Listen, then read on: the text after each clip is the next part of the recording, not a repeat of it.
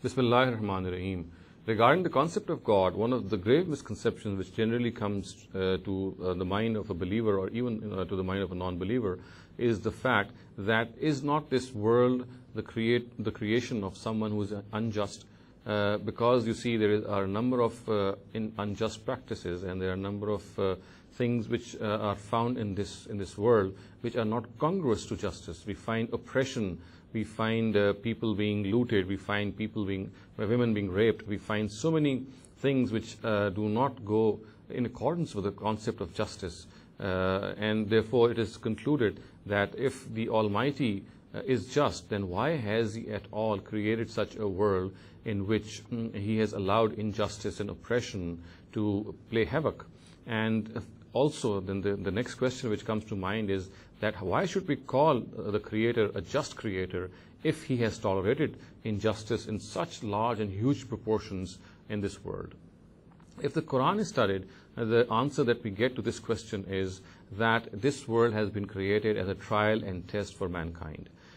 The Almighty is actually trying and testing people by creating various circumstances as to whether what kind of deeds they do. The Quran says, خَلَقَ الْمَوْتَ وَالْحَيَاةَ لِيَبْلُوَكُمْ أَيُّكُمْ أَحْسَنُ عَمَلًا.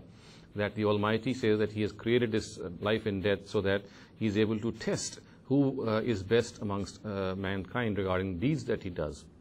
So therefore the basic premise which needs to be understood is that if people are born in adverse circumstances, if there is oppression, if there is injustice, then this is actually a means of trial and test. The trial and test, which is the principle of the creation of this whole universe or this whole world. Another thing that needs to be understood is that this oppression or injustice which is found in this world is not the direct creation of the Almighty. The Almighty has given man the right to exercise his free will. Injustice and oppression comes into existence because of this wrong exercise of free will given to man. So therefore it is inappropriate also to say that God has created oppression. God has given man the free will to do whatever he wants. It is by the wrong implication or the wrong application of his free will that injustice comes into being. So therefore, it needs to be understood that this world has not been created by the Almighty in order to reward people, or always reward people for their good deeds and always punish people for their bad deeds. This world has primarily been created for the trial and test of people, and people shall be rewarded in the hereafter for whatever they do.